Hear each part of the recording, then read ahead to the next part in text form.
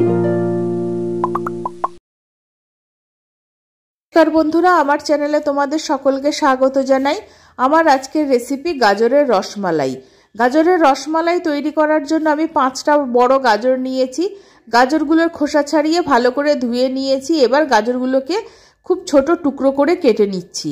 ছোট টুকরো করে কেটে নিলে গাজরগুলোকে পেস্ট করতে খুব সুবিধা হবে। সব গাজরগুলোকে আমি এরকম ছোট ছোট টুকরো করে কেটে নিয়েছি। টুকরো করা সব গাজরগুলোকে মিক্সিং জারে নিয়ে নিচ্ছি। গাজরটা পেস্ট করার সময় 3টে এলাচ দিয়ে দিলাম, আর একটা কাপ মেপে 1 কাপ মতো জল আমি গাজরের মধ্যে দিয়ে দিলাম। মিহি করে গাজরটাকে পেস্ট করে নিতে হবে, কোথাও যেন কোনো ছোট টুকরো না থাকে। কড়াইতে 2 চামচ ঘি গরম করে নিয়েছি। এবার গরম করা ঘিয়ের মধ্যে পেস্ট করা গাজরটা আমি দিয়ে দিলাম। আরও 1 কাপ জল আমি গ্রাইন্ডারটা নিয়ে নিলাম। গ্রাইন্ডারে লেগে থাকা গাজরটা আমি ধুয়ে কড়াইতে দিয়ে দিলাম। 4 চামচ গুঁড়ো দুধ আমি গাজরের পেস্টের মধ্যে দিয়ে দিলাম। দুধটাকে আমি নাড়াচাড়া করে গাজরের সঙ্গে ভালো মতো মিশিয়ে দিচ্ছি, আর গাজরটাকে কিছুটা পাক দিয়ে নিচ্ছি। এখন হাফ বাটি গুড় মিশিয়ে দিচ্ছি। শীত বলে গুড় দিচ্ছি সব কিছুতে, না হলে এই সময় চিনি মিশিয়ে দিতে হবে। গুড় আর গাজরটাকে মিডিয়াম ফ্লেমে 5 মিনিট মতো আমি জাল করে নিচ্ছি। মিনিট 5 জাল করে নেওয়ার পর চায়ের কাপে মেপে আমি 1 কাপ সুজি নিয়েছি। এই সুজিটা দিয়ে দিলাম।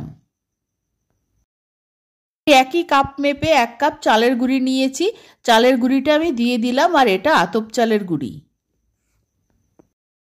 এবার লো ফ্লেমে চালের গুঁড়ি, সুজি আর গাজরটাকে খুব ভালো মতো পাক দিয়ে নিতে হবে। এমনভাবে পাক দিতে হবে যাতে চালের গুঁড়ি বা সুজি যেন কোথাও দলা পাকিয়ে না থাকে। চালের গুঁড়ি আর সুজি যেন গাজরের সঙ্গে খুব ভালোভাবে মিশে যায়। 5 থেকে 7 মিনিট পর্যন্ত পাক দিয়ে নেওয়ার পর এটা একটা আঠালো মণ্ডে পরিণত হবে আর কড়াই থেকে ছেড়ে আসবে। ঠিক এই সময় মণ্ডটাকে নামিয়ে নিতে হবে। মণ্ডটা আমি একটা থালায় ঢেলে নিয়েছি।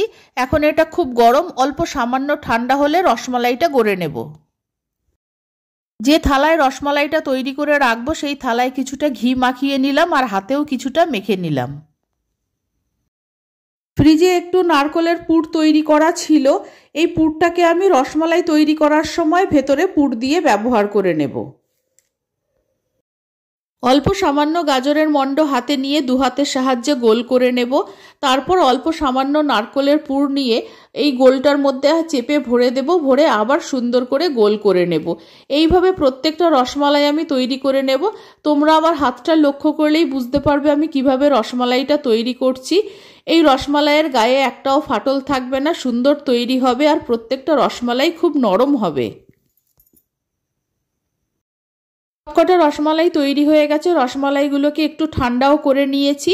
আর অল্প নারকেলের পুর ছিল বলে আমি ভাবছিলাম হয়তো সবকটা রসমালাইতে নারকেলের পুর দেওয়া যাবে না, কিন্তু না, সবকটা রসমালাইতেই নারকেলের পুর হয়ে গেছে।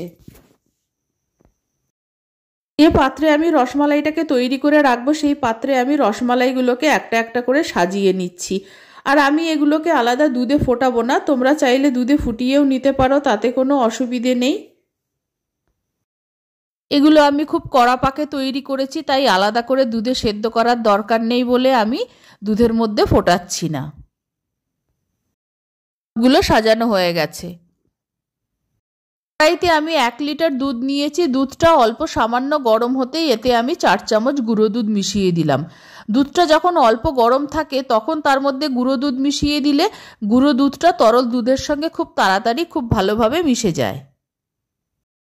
মিনিট 15 মতো দুধটাকে আমি ভালো করে জাল করে নিয়েছি, তাতে দুধটা একটু ঘনও হয়ে গেছে।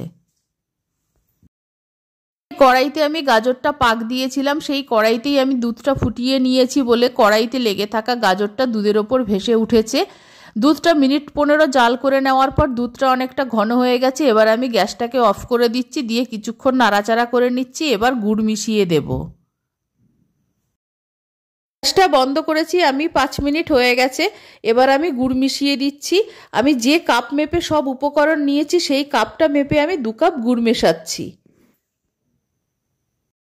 গুড়টা মিশিয়ে দেওয়ার পর আমি গ্যাসটাকে অন করে দিয়েছি।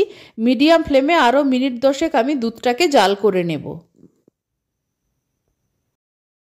মালাইটা তৈরি হয়ে গেছে, আমি নামিয়ে নিচ্ছি। আর রসমালাইয়ের সঙ্গে দুধের পরিমাণটা একটু বেশি থাকবে, এরকমভাবে খেতেই বেশি ভালো লাগে, তাই এই অবস্থায় আমি নামিয়ে নিচ্ছি। দুধের মালাইটা সবটাই আস্তে আস্তে গাজরের বলগুলোর ওপর দিয়ে দেব। গাজরের বলগুলো দুধের মালাইয়ের নিচে ডুবে থাকবে, এরকম অবস্থায় 3-4 ঘন্টা রেখে দিলেই তৈরি হয়ে যাবে গাজরের রসমালাই। আর এটাকে যদি ফ্রিজে রেখে ঠান্ডা অবস্থায় পরিবেশন করা যায় তাহলে খেতে আরও ভালো লাগবে। আমার এই গাজরের রসমালাইয়ের রেসিপি তোমাদের ভালো লাগলে অবশ্যই আমার চ্যানেলকে সাবস্ক্রাইব করার, লাইক করার, শেয়ার করার অনুরোধ রইল। আর আমার নতুন পুরনো সকল বন্ধুদের আন্তরিক ধন্যবাদ ও ভালোবাসা জানিয়ে আমি আমার ভিডিও শেষ করছি। সকলকে অসংখ্য অসংখ্য ধন্যবাদ ও ভালোবাসা রইল।